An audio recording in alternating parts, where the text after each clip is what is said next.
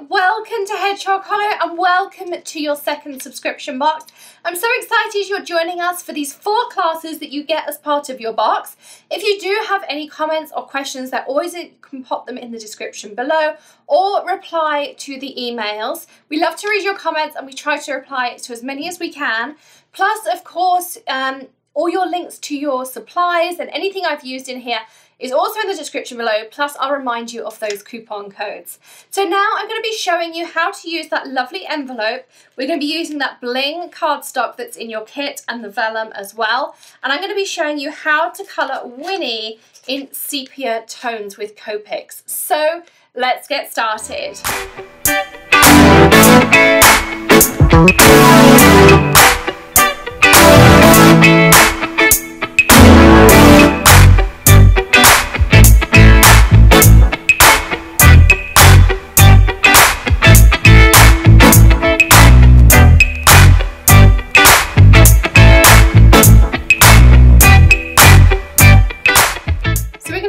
With our sepia colouring, I've already stamped out our Winnie. You could of course do Wilbur, which is the name we've been given to our puppy. I don't think he really had a name, so we gave him one in a previous video. But we're going to show you how to colour her in sepia. Now you could do black and white, you could do sepia, you could of course go full out colour, but I'm going to show you just something a little bit different. I did do a couple of cards recently in sepias and blacks and whites, and you all seem to love them so much, so I wanted to show you how I did it. Now, sepia-wise, you can use pretty much any of the E groups. I've got lots of different ones in front of me, and I'm going to pick as we go along. I'm going to start with her face. I'm going to use the E3s for her skin tone. So I'm going to start by laying down some E30, and that's going to be her base skin tone. So the E's have lots of different versions. There's reddy green, reddy browns, there's more olive browns, and there's lots of resources online to find out all the different families, but I would stick roughly within colour families. Copic also have a really good colour wheel, but my absolute favourite one is a purchase download that I got from Sandy Allnock. It's a hex chart. She does ask we don't show on camera because it is something, it's a paid download. Don't forget your porous paper. I put my first layer down, luckily not too far without that. I noticed it was looking a bit blotchy. That bottom layer will stop it getting blotchy and it takes any excess ink so you don't get any bleeds. So I'm just stamping on the Neenah Solar White that is in your box this month. And I cut mine down into card front pieces, so I have 2 pieces I cut down, so I have these quarters. I have 4 of those, 1 for each card. And then I also have my 4 card bases as well. Now I'm going in with the E31 and I'm adding some shadows. But the Sandy Allnock, I will link it up in the description for you. It's a hex chart that she's done. It took her a very, very long time and it really does show, but it shows you how the Copics connect together. From sort of lights to darks, into greens, into pinks, into blues, all of those things. Now I'm going in with the E33, and I really would recommend the downloads. You can get one that's pre-filled in that she's done, but I do also advise you downloading the blank one and filling that in with your Copics because it does look different depending on your printer colours. So I'm just working through my E3s, and I have got them all at the bottom of the screen, but we've got 30, 31, 33, and 34 here, and the darker you go the less you add, and we're particularly outlining her hairline here because that would cast a shadow onto her face. It is also best practice, and I know I'm still trying to get in the habit of taking both caps off. It will stop you getting those blobs. If you've ever had it that some ink drips down and you have a blob, quickly pull off the second tip if you haven't already got it off, and you'll find that a lot of that ink gets sucked back in and it's not going to be on your project. And then I just keep stepping back through, blending those colours out with flicks. It's very difficult to change your habits. I didn't know that tip till I went on my Copic course last year, and I'm still trying to instill it in myself to do that. So there's our Winnie. I'm going to use a little bit of E70, and of course you can always just check things on the side. And I'm just adding that as some blush in her cheeks. It's a little bit of a pinkier colour, and E93 works really well as well. Now I always forget to do her arms and legs, so I'm going to do that while I have these to hand. So I pull out some of my favourite sepia blending combinations. So I have my E3s, my E8s, my E4s, my E7s and my E0s in front of me. And then as my piece kind of evolves and I see the direction I'm going in, then I decide which I'm going to do each one on. So I'm going to put these E3s away because I know that I've used them and I don't want to pick them out by accident again. I try not to repeat. You absolutely can. You could do the whole thing in E3s in different shades. But because I want to make it look like she has different colour clothes and hair and things, I'm just using the different shades of brown as my sepias. So for my hair, I think I'm going to go with my E7s. So I'm going to start my base of my hair with my E70, that ash rose that we just used as blush. You can see it's more of a lavendery sort of colour, but this is going to be her hair. So we're going to do the same thing, lay down a nice base coat that is not patchy, nice flat colour, and then we can start adding those colours in. You could also do this with the chisel tip.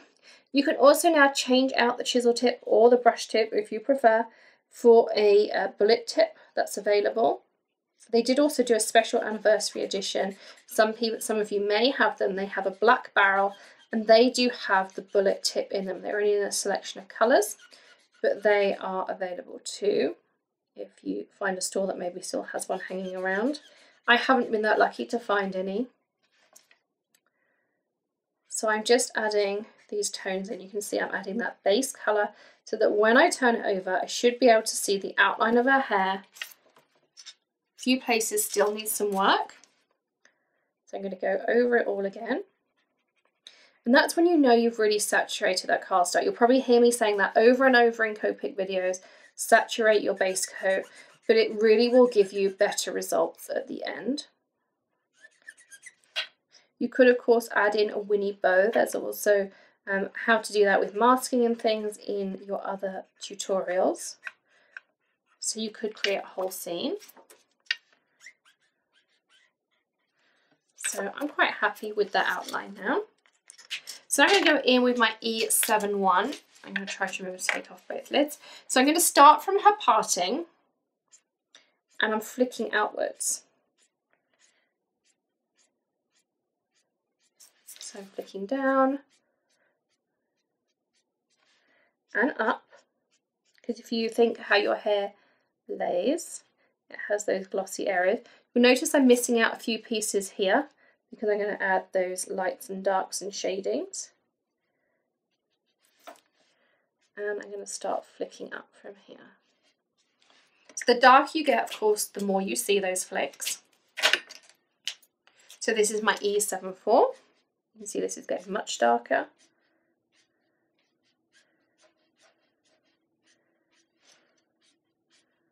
I do like working with blacks and whites and sepias and things. I think it's probably a little bit more technically challenging, but I do love the results. I did a Mama Elephant thanks card. I did it in black and white, in sepia, and with colours. I did a comparison of Altenew markers versus Copics.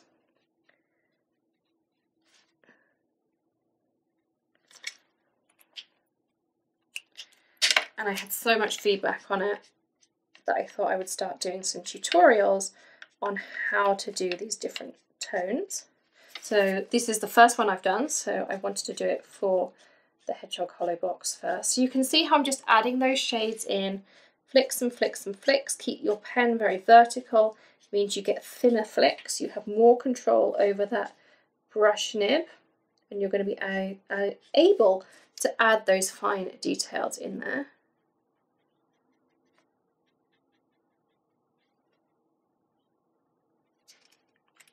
I'll go back to my lightest shade and start that blending.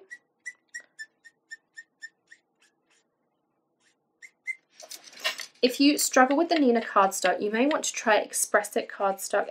Hutson sells it. You could of course use your coupon if you want to try it. It's designed to go with Copics. I like Neenah and how it comes out, but if you are struggling with control or bleeding, then the Express It is a really good place to start as well.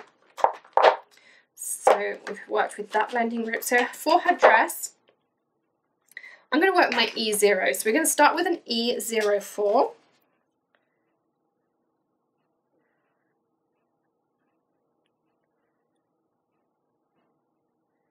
Again, lay down that base coat. It's a very small area.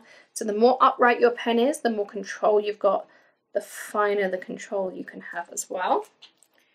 I'm going to go with my E07. And I'm going to start adding in some of those details around the scallop. And also where each point of the scallop is, I'm doing a flick upwards that makes her dress look more 3D. And then I'm adding some details in that shoulder as well. Now I'm going to my E08. And even less. Definitely harder on smaller areas. And now I'm going to my E09.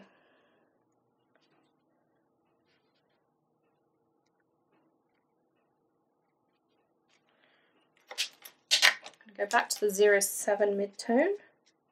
Do some flicks downwards as well from her neck. And now let's do her shoes. I'm going to use a 44 and a 47 in that E family.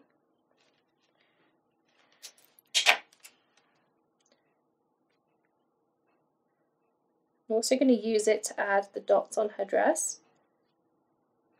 Plus I'm going to add some extra detail in her hair. So really light touch. A very upright pen.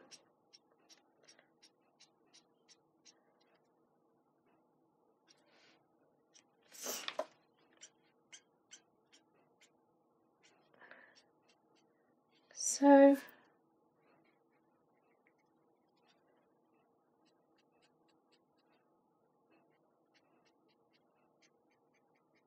and I'm purposefully keeping these areas in here light, because it will make her hair look like it really does go in and out. It adds those nice shadows. I'm going to go back in with a really light colour just to do some blending. So you can see there. So we've got some perfect colours in her hair, just absolutely beautiful. So now we're ready to cut out our envelope and mount it into our card.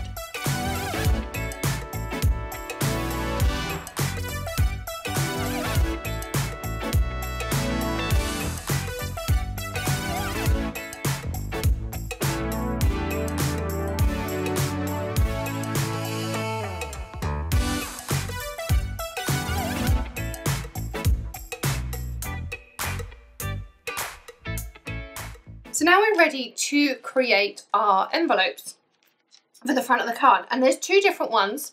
You may have the Fairy Fantasy or the Love Letter.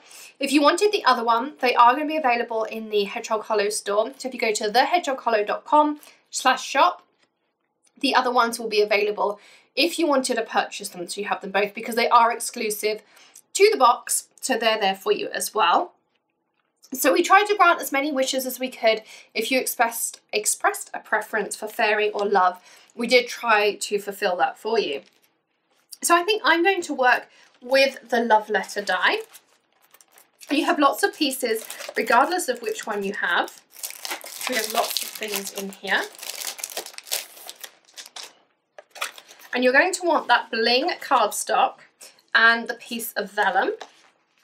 So the first thing I'm going to do is peel off my main piece, and you're going to want to put it on your bling cardstock. I'm going to keep mine as much to the side as I can, because this gives you a nice piece left over that you can use on another project. And I'm just going to stick it down for now, just there, with some post-it tape. Now I'm going to add those panels, and they do fit perfectly inside what's already there. So this one has heart shape, the other one has flower shape. So again, I'm going to grab another piece of post-it tape. I'm going to center that up. I'm going to stick that down. And I'm going to go all the way around doing the same thing. These are really stuck down well. You'll notice LDRS dies also have a Teflon coating to them. That is to help the dies release a little bit easier. So that pink Helps the dye release easier. It's not just, it does look very pretty and they do awesome colours and things. Absolutely love those. But there is a practical reason to have it as well. So let's put that final piece in. Post-it tape is great for things like this. Again, I'm just going to stick that down. And now I'm going to run this through my die cutter. I use the Gemini Junior. So I just layer these pieces on. My plates are very well loved. I need to get some new plates. So I bagged the magnetic sheet down, which was my mistake there. These are now available at Hutson. So again, you could use your coupon to grab one of these.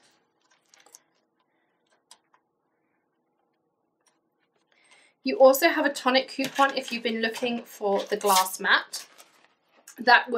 We have a shipment that we think is coming in April, so of course you could use your discount to grab one of those too.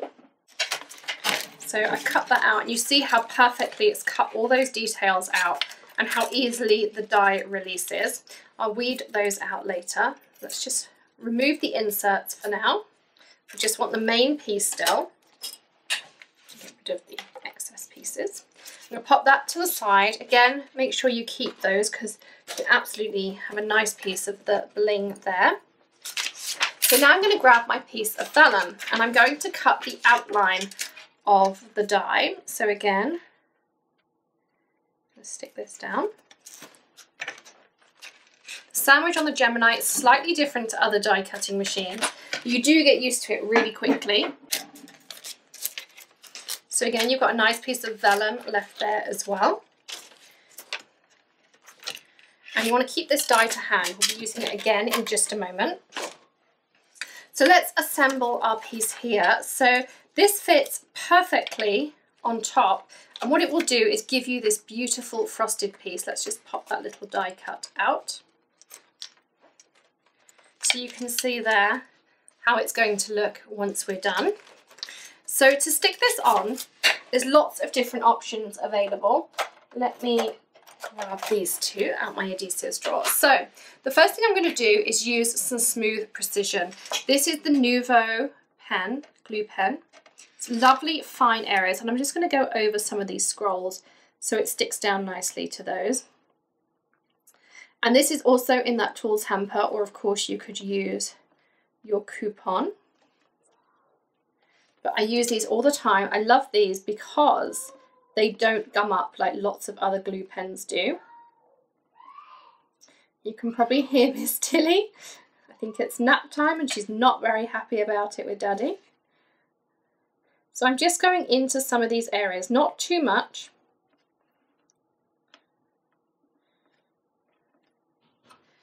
And I'm going just down the edge here. This dries really quickly. It does stay tacky for the perfect amount of time in my opinion. And something else I want to show you is a vellum tape runner. So we're actually going to end up putting Winnie in here, but I'm going to show you this vellum tape runner. It's from Plus. It's absolutely perfect, small amounts, but what it doesn't do is show through vellum. So I'm just going to pop some bits here. It does allow you to do really small pieces. Refills are available for it. And now I'm going to layer that vellum piece on top.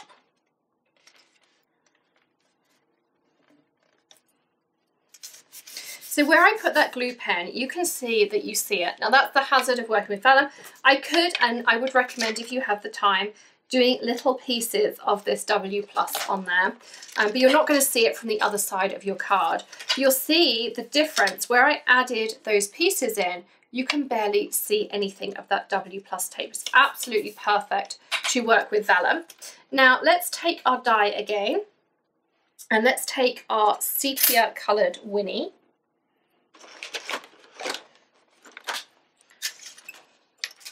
And we're going to want to trim Winnie down so that she fits perfectly in our envelope.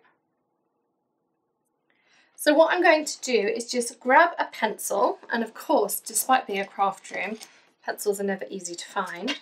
And I'm just going to add a couple of little light pencil marks where I want to cut. And I'm going to grab my trimmer. I've been trying out this guillotine trimmer from Tonic.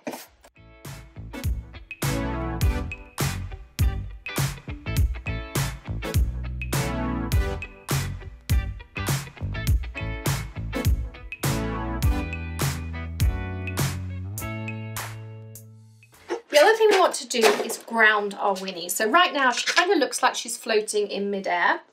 And I'm going to grab a warm grey. These also work great for black and white and sepia. This is W1. And I'm adding just little flicks. Very short flicks to the right, longer flicks to the left, because that's where my shadow is going to be. And that just now looks like she's standing on the ground. It doesn't look like she's floating in midair. And you'll find it just adds a little bit of something to your piece. On one of the other cards we added some green, so she looked like she was standing on grass. So now you can see she's going to fit perfectly inside of our little window. So let's stick her in, and you can use regular adhesive for this. I'm using the Tonic Funky Tape Runner. You'll see I use this all the time. It's a great quality adhesive that has just run out on me, of course. I'm right at the end of this one, so I'm just going to grab some of that Vellum adhesive. But they last a long time. They are refillable, and of course you can use your coupon on them. All the supplies will be linked below the video as per normal. And now we can fold our envelopes. We can fold our little tab up. You want to make sure your adhesive is dry before you do this. So I'm just folding it nicely. You can also firm up score lines using your score tool if you wanted to.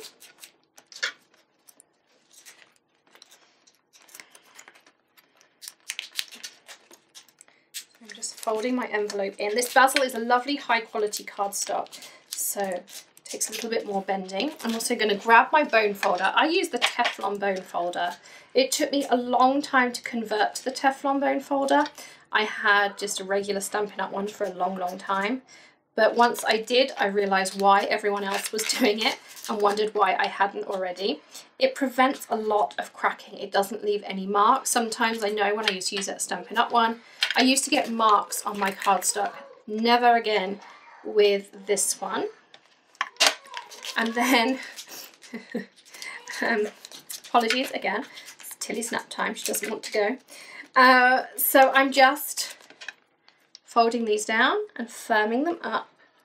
You could also pre-do this if you wanted to before you stuck it all together, but this works perfectly. So you can see there how you can just see a little bit of Winnie through that envelope. This is also the perfect size. You could stick this down and just have this piece open, and you could pop a gift card inside. It is the perfect size for that. I did try that with one of my prototype ones for this card.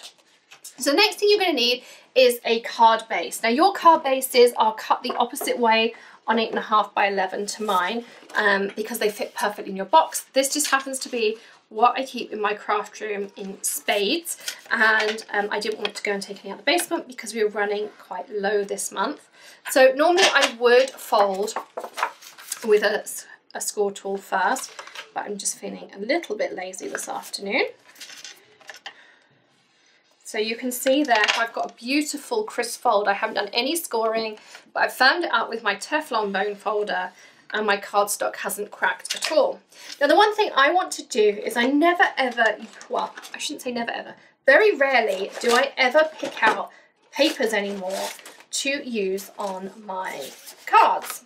So hence I included in your pack 24 beautiful sheets from LDRS, depending what your colours are, depending maybe what you've coloured your Winnie in, lots of different options in there. I'm going to go for something a bit more simple because of that beautiful teal colour. So we chose all your cardstocks around these papers. The Tea Party was also chosen around this. So I think I might... So you'll see it matches really nicely with the plaid on there. Just having a look what else, just remind myself what else is in your packs. So every time I do this, I end up with a different one. A bit too busy. I think I'm going to go with that basic plaid. My favourite so far. You've got those gorgeous butterflies. quilted designs, flowers, more butterflies. I'll go with the butterflies this time. So I'm going to cut my piece of pattern paper down. You want it to be so that your pieces go the right way up, so you can see my butterflies are flying up the page. If I had it this way, they're kind of flying down as though they're sinking. So have a look at your papers. Some of them do have a right and a wrong way up. So I'm going to cut this down to 4 inches, which is 1/4 of an inch less than my card front, so it gives me a nice matting layer, by 5 1/4.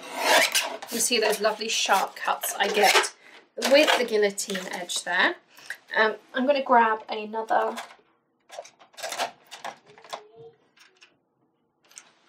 don't have another funky tape runner to hand. They are in my spares closet, but this is a nice little tape runner to use. I'm going to stick that down onto here. Again, work out the right way for your butterflies to fly.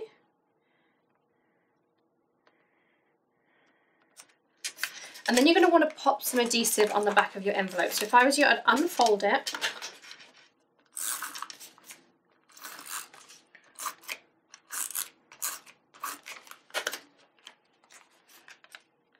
And now I'm going to leave it open just for a second and center.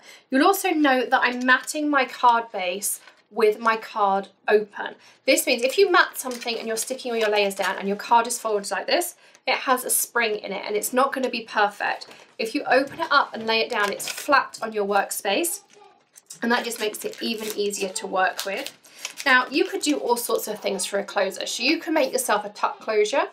You can make yourself, I'm going to add a glue dot. I did this before and this worked perfectly. So I get a glue dot. I'll try and pick one off here. And I'm just going to roll it between my fingers slightly. So first of all, that takes a little bit of the tack off. It also makes it a little bit smaller. So when I now pop my clasp down, I'm going to stick it on the edge of that piece. So it's going to stay shut, but it also means that I can open it and I don't have any issues, and you can see your Winnie inside. You could of course add a gift card and then have your Winnie behind it so that there's something there on the card as well. Another option you have, you could add a beautiful sentiment and things down there, but you've just got something a little bit different. You could use stained glass, you could use your Copic markers on here and use this as stained glass as well. You could put different colours behind it, you can paper piece, so many different options, but I just love that frosted window effect. So I hope you've enjoyed this second tutorial. Don't forget to subscribe to Hedgehog Hollow if you're not already, of course. Let's stick that one back down. And all your supplies are in the description below. Also, your coupon codes are there. I'll also link up some of the other things I've mentioned in this video. And don't forget to check out your other 3 tutorials as part of the Hedgehog Hollow box. And I hope to see you again next month. Happy stamping! Bye!